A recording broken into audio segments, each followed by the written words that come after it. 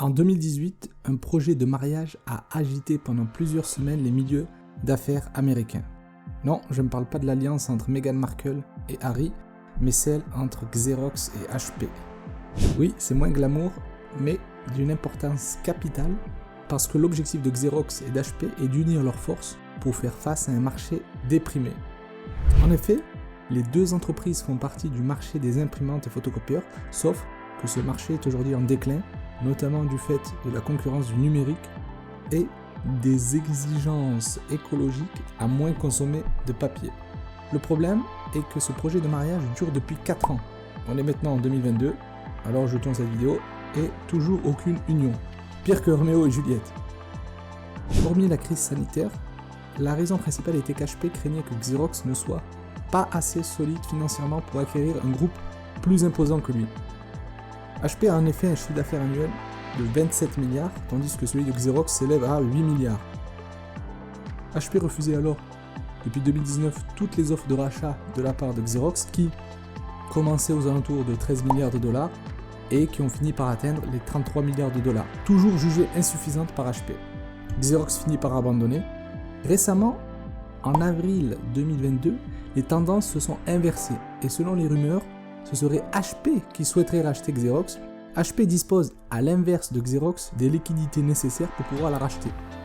La grande question c'est, comment Xerox, véritable pionnier du marché des photocopieurs et des imprimantes au cours du XXe siècle, a fini par perdre autant le contrôle pour en arriver jusque-là.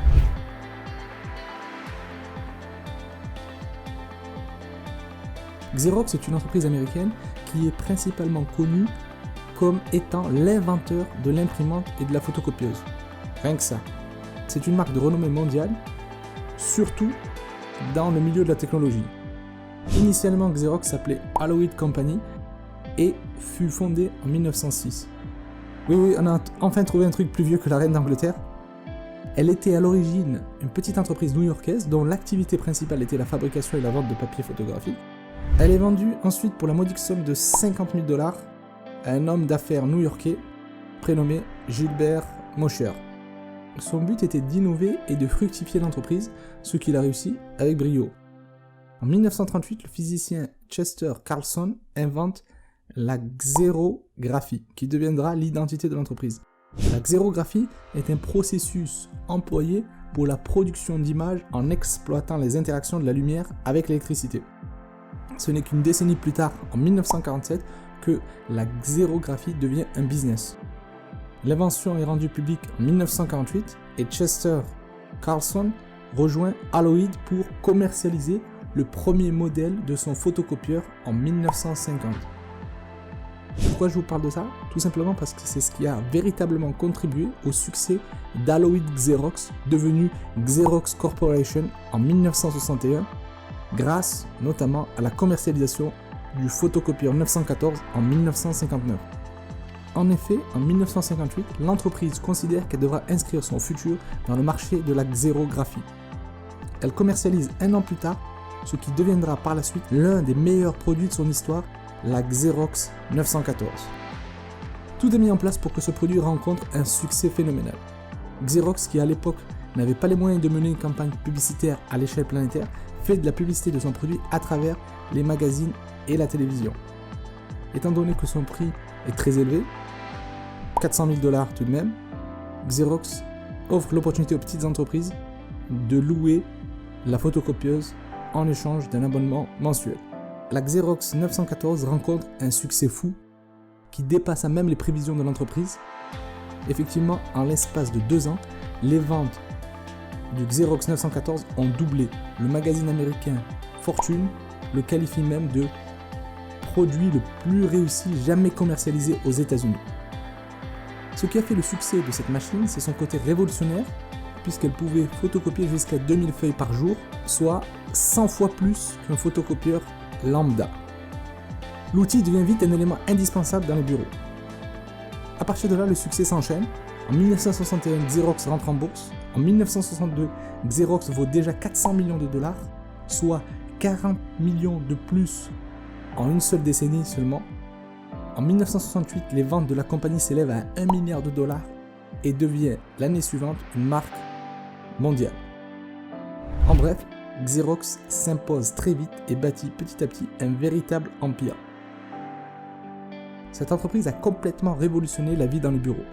Xerox était un véritable branduit de l'époque. Un branduit, qui est un mot inventé par le français Jean-Louis Swiner, en contractant le mot brand et produit, désigne les produits dont le nom est indissociable du nom de la marque.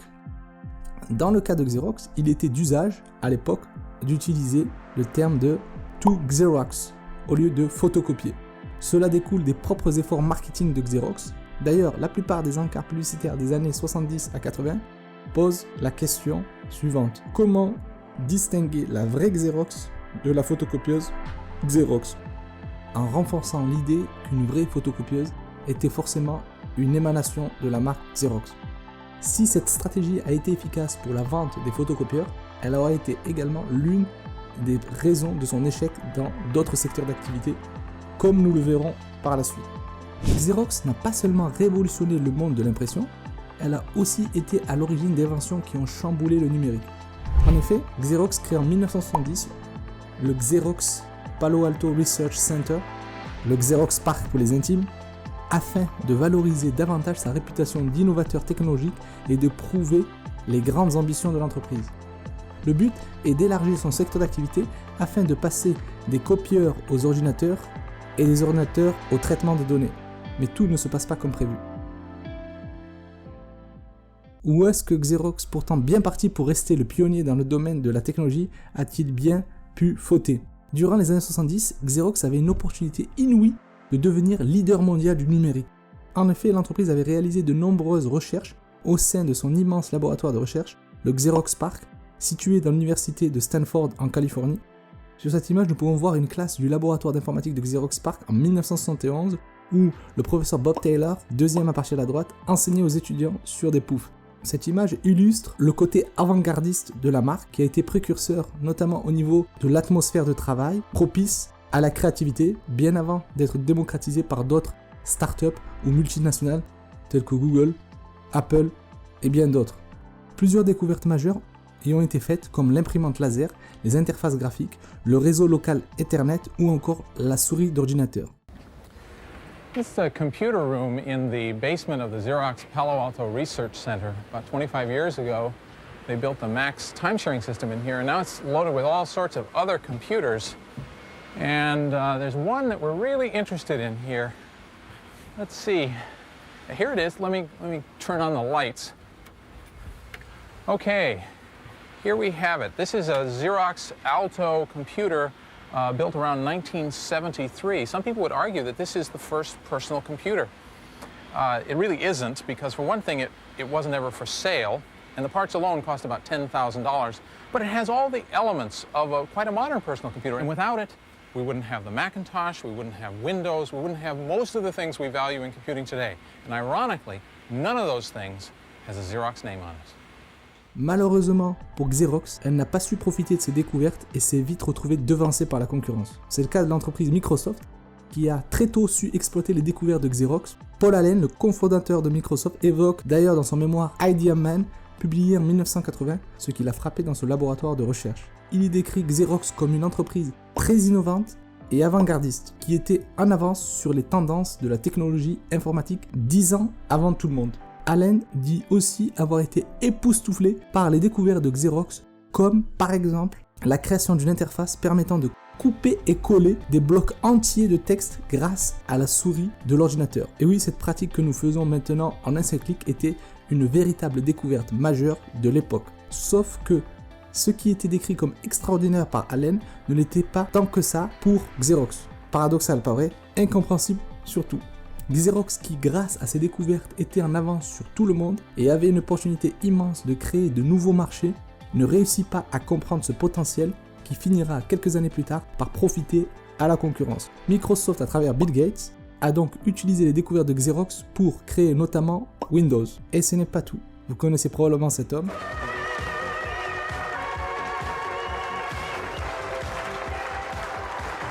Hi, I'm Steve Jobs.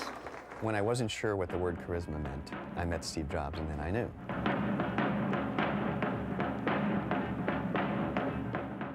Pas vrai?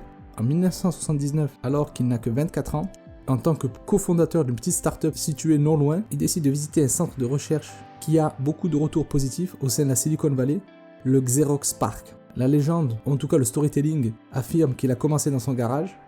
Oui, dans son garage. Et ce garage était justement situé non loin du Xerox PARC. En effet, lors de sa visite, Steve Jobs découvre avec stupéfaction, intérêt et curiosité au sein du Xerox PARC les éléments permettant de créer le premier Macintosh. Il vole alors, ou tout du moins emprunte, ou pour d'autres s'inspire de l'invention de la souris et de certaines interfaces. Ce qui a laissé plein de doutes sur son attitude et son comportement de l'époque, c'est notamment le fait qu'il ait repris sans complexe dans une interview de 1996 une célèbre citation de Pablo Picasso qui dit la chose suivante: « Les bons artistes copient, les grands artistes volent ». Il rajoute même « Nous n'avons jamais caché avoir volé de grandes idées ». Et c'est vrai qu'il n'a jamais caché ses visites au sein du laboratoire Xerox PARC. Dans cette même interview, on lui avait demandé les raisons de l'échec de Xerox. Il répond qu'inventer ne suffisait pas, il fallait savoir vendre également. Il affirme avec regret que si Xerox avait compris cela, ils auraient été dans la capacité de mieux faire qu'IBM et Microsoft combinés. Rien que ça. Xerox a échoué là où Apple a réussi, la commercialisation. Xerox a raté le virage central de la commercialisation, ce qui a été d'ailleurs l'une des principales clés de la réussite d'Apple. Xerox a commercialisé ses innovations, mais pas du tout au bon prix ni à la bonne échelle. Xerox a commercialisé ses innovations, mais sans le bon positionnement et sans le bon product market fit. D'ailleurs, le journaliste américain Gladwell en parle dans un article de 2011 intitulé Xerox PARC, Apple and the Truth About Innovation. Il écrit: Xerox PARC avait conçu un ordinateur personnel, Apple voulait fabriquer un ordinateur populaire. Apple s'est en effet adressé au grand public lors de la commercialisation de son premier ordinateur personnel, contrairement à celui de Xerox. D'ailleurs, c'est un article qui a fait réagir Xerox afin d'éclaircir certains éléments concernant des innovations inexploitées, et c'est ce que nous verrons par la suite. Intéressons-nous maintenant par exemple au Xerox Star, qui a été commercialisé en 1981 comme étant l'un des premiers ordinateurs personnels. Le Xerox Star était doté de plusieurs grandes qualités techniques, avec notamment un environnement bureaucratique avancé, un éditeur, un outil de dessin, un tableur, des serveurs d'impression, etc., mais a malgré tout cela connu un échec. Les raisons sont nombreuses, on peut citer l'environnement logiciel qui était trop lourd, le prix de l'ordinateur qui était trop élevé, environ 16 000 $, tout de même, le positionnement commercial qui était flou, car le Xerox Star était peu adapté à un marché de masse et trop en avance pour son temps, donc peu valorisé par les commerciaux qui étaient à l'époque peu familiers avec l'informatique. À titre comparatif, voici le Macintosh commercialisé par Apple en 1984. Petit aparté, Apple commercialise un an auparavant, en 1983, l'ordinateur Lisa, très fortement inspiré par le Xerox Star, qui a connu exactement le même échec.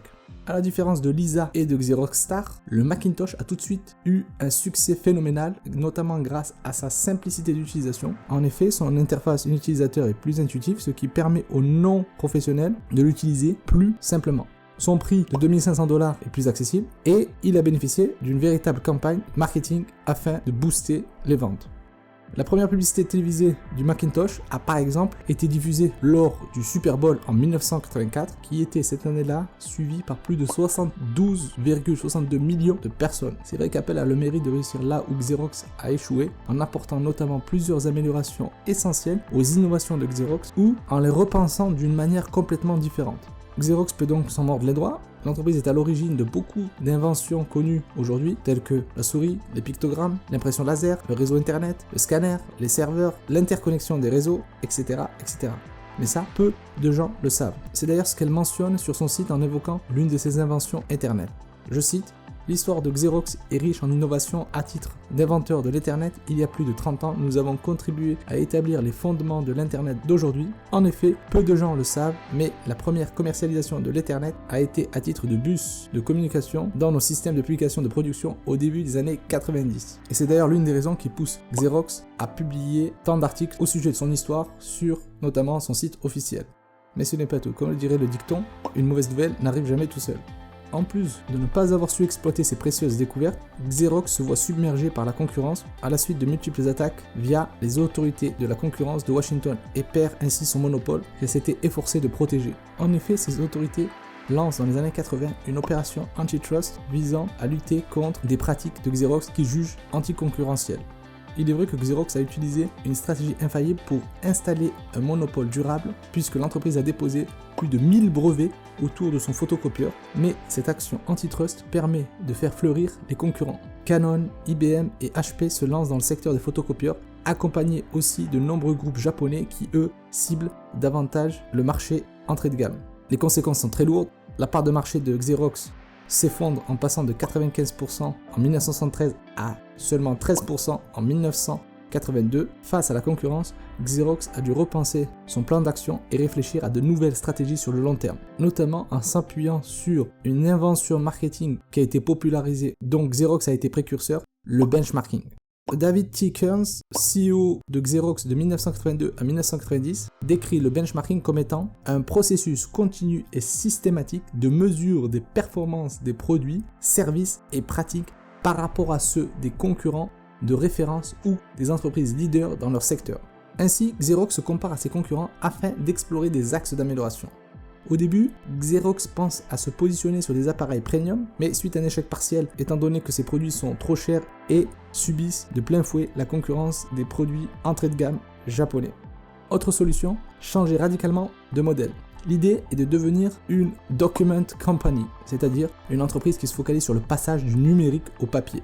C'est de là que Xerox devient spécialiste des imprimantes. En effet, nous sommes dans les années 80, moment de révolution dans l'informatique, avec l'avènement des outils informatiques.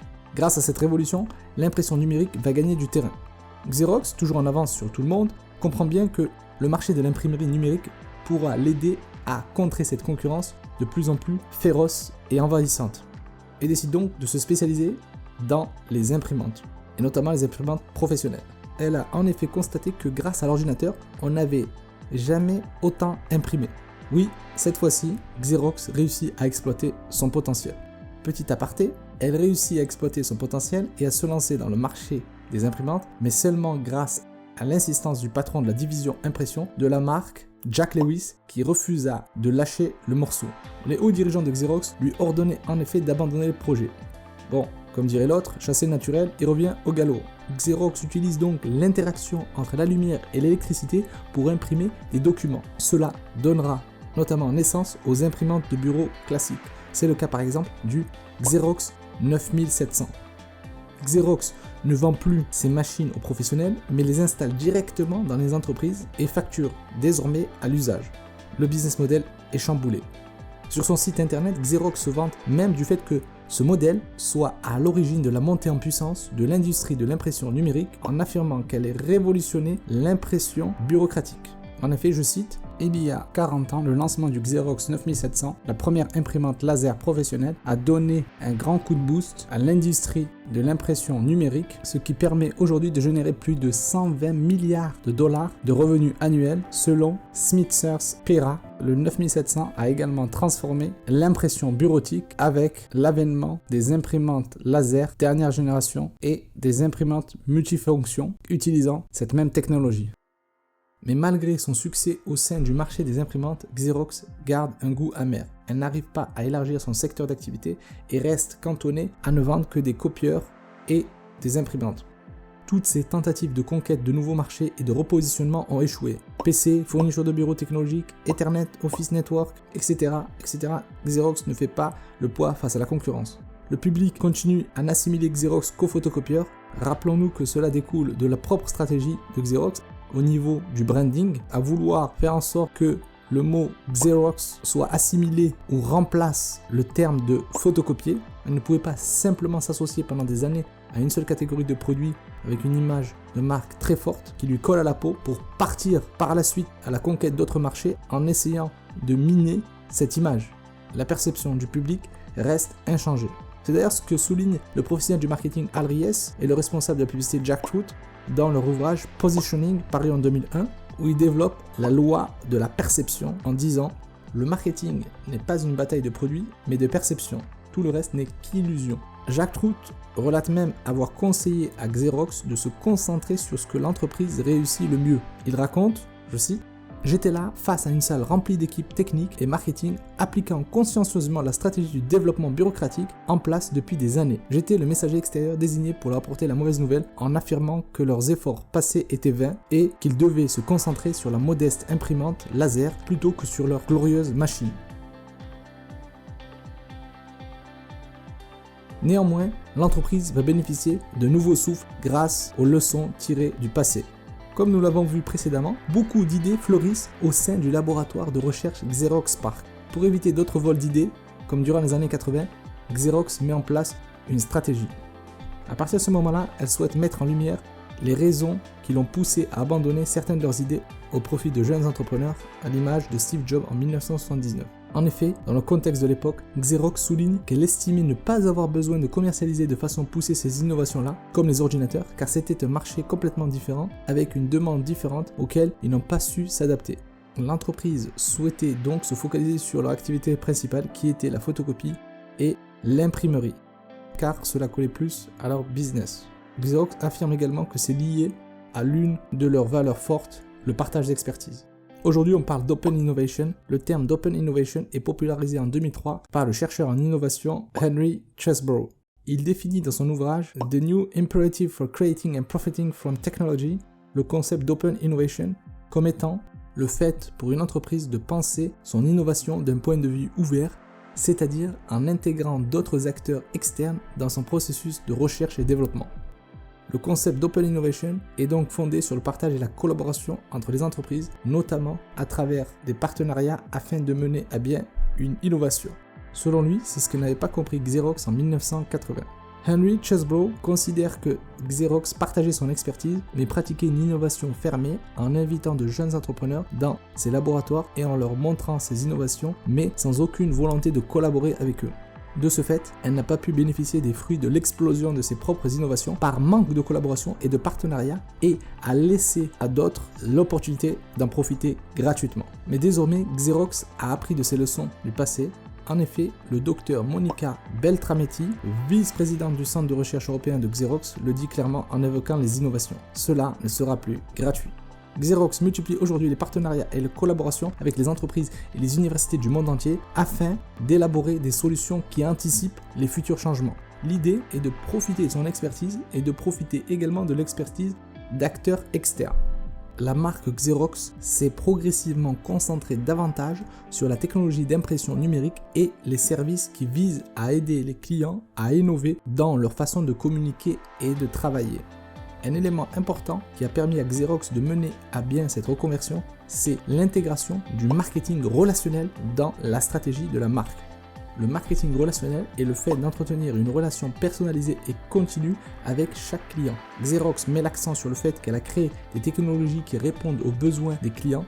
C'est en ce sens qu'elle a mis en place un processus collaboratif entre ses clients et ses équipes de recherche et développement.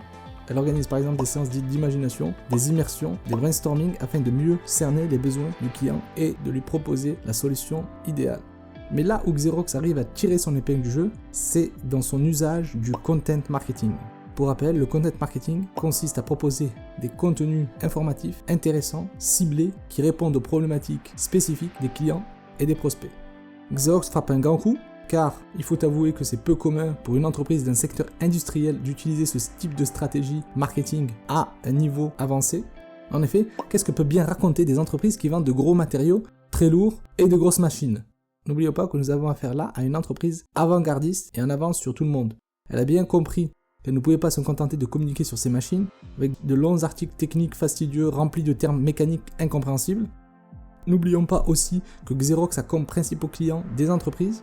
Elle doit donc réfléchir à comment attirer leur attention avec des sujets qui leur parlent, qui résonnent, qui les inspirent. Xerox veut être un acteur du succès de ces entreprises. Sur son site, elle propose plusieurs articles à thème concernant par exemple l'augmentation de la satisfaction client, comment augmenter la productivité ou encore quelle stratégie marketing mettre en place pour son entreprise. Le tout avec des titres prometteurs, plutôt accrocheurs comme cela.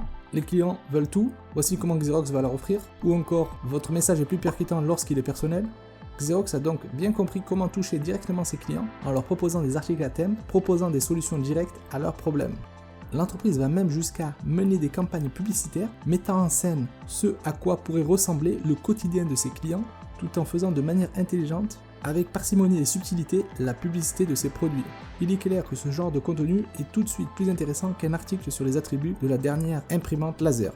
Xerox crée même des blogs regroupant par thème ces différents articles pour une personnalisation encore poussée. Comme dirait l'autre, malinx le lynx. Xerox utilise le concept de buyer persona pour baser sa segmentation à travers ses blogs. Le buyer persona est la représentation du client idéal pour une entreprise. Elle se construit à partir de nombreuses informations et critères que l'on peut classer en deux catégories. La partie problème, douleur, souffrance et souhait, désir, rêve. Et de l'autre côté, toute la partie socio-démographique, c'est-à-dire âge, sexe, zone géographique, etc. Par exemple, Xerox a créé un blog spécialement pour les PME intitulé Small Businesses Solution ou encore un blog spécialement pour aider les clients à se servir de leurs produits intitulé At Your Service. Et comme Xerox anticipe beaucoup, ces blogs sont disponibles en plusieurs langues. De plus, Xerox est en partenariat avec le magazine Forbes et possède un blog Xerox Voice au sein de ce magazine. C'est encore une fois une stratégie marketing puisque ce magazine est lu par des potentiels clients de Xerox tels que les dirigeants ou les cadres d'entreprise. À travers ces articles à forte valeur ajoutée, publiés dans le magazine Forbes, Xerox démontre directement son expertise et augmente de manière stratégique sa visibilité, sa notoriété, sa crédibilité et son autorité. Les réseaux sociaux font partie intégrante de la stratégie marketing de toute entreprise. Digne de ce nom, Xerox renforce donc sa présence sur les réseaux sociaux. Elle en privilégie 4 principaux, Facebook, Twitter, LinkedIn et YouTube. Tout en partant du principe de personnalisation, ces 4 réseaux s'attaquent à des cibles différentes et diffèrent donc en termes de communication. Sur Facebook, l'entreprise rédige des contenus plutôt orientés pour les salariés. Sur Twitter, la marque privilégie la gestion de son image et de sa réputation en tweetant l'actualité de la marque, en répondant aux diverses questions ou remarques, en retweetant des tweets par rapport à l'activité de la marque. Elle a notamment un compte qui s'occupe du SAV en permettant de répondre de manière instantanée aux problèmes rencontrés par les clients avec les produits de la marque. Sur YouTube, la marque se focalise sur le partage d'émotions et d'histoires. Comme précisé précédemment, la marque met souvent en scène des personnages censés représenter les buyer persona de la marque afin de mieux montrer leur compréhension du quotidien de leurs clients. Enfin, sur LinkedIn, Xerox s'adresse davantage aux dirigeants et aux cadres en publiant des conseils liés à la gestion d'entreprise, au management ou au marketing. Ainsi, l'une des principales forces de Xerox repose sur le fait qu'elle n'hésite pas à sortir de son industrie et à user de sa créativité comme le montre sa diversification de contenu afin de démontrer son expertise. En effet, l'objectif de Xerox est de repousser les limites de sa créativité. C'est pourquoi elle crée par exemple en 2019 le concours Xerox Creative Awards qui offre un espace de liberté à des designers, graphistes, étudiants ou encore imprimeurs qui souhaitent concevoir des projets out of the box. Il est alors logique que Xerox applique elle-même, à travers sa stratégie marketing, une valeur qu'elle s'efforce d'instruire aux autres. En conclusion, Xerox reste l'une des plus belles success stories du XXe siècle. L'entreprise n'a pas seulement révolutionné le monde de l'informatique, mais a aussi été à l'origine de grandes avancées technologiques. Pour répondre à la question du départ, là où Xerox a fauté, c'est notamment dans son incapacité à se faire confiance sur le potentiel de ses innovations qui auront fini par profiter à d'autres. Xerox perd peu à peu de sa superbe et a continué à passer à côté de nouvelles opportunités de croissance, profitant notamment à l'entreprise HP qui aujourd'hui jouit d'un chiffre d'affaires plus de 2 fois supérieur à celui de Xerox et aspire même à racheter Xerox. Même si Xerox essaye tant bien que mal de relever la tête, le fait qu'elle aurait pu aujourd'hui être plus puissante qu'Apple, Microsoft et HP réunis peut lui rester en travers de la gorge, ou en tout cas l'amener à réfléchir et à méditer sur ces éléments. Basically, they were copier heads that just had no clue about a computer or what it could do. And so they just grabbed defeat from the greatest victory in the computer industry. Xerox could have owned the entire computer industry today. Could have been, a company 10 times its size. Could have been IBM. Could have been the IBM of the 90s. Could have been the Microsoft of the 90s. Merci d'avoir écouté ce podcast jusqu'au bout. J'espère qu'il vous a plu, qu'il a été utile, instructif et source de réelle valeur ajoutée. Si oui, faites-le moi savoir en laissant une appréciation, un commentaire et en partageant à d'autres personnes de votre entourage qui pourront également être inspirées. Si vous voulez aller plus loin, alors je vous invite à découvrir les autres contenus à forte valeur ajoutée sur le site amadium.com. Pour être notifié des futurs podcasts et bénéficier de clés, pépites et astuces approfondies, rejoignez dès maintenant la communauté Amadium en laissant simplement votre email sur le site.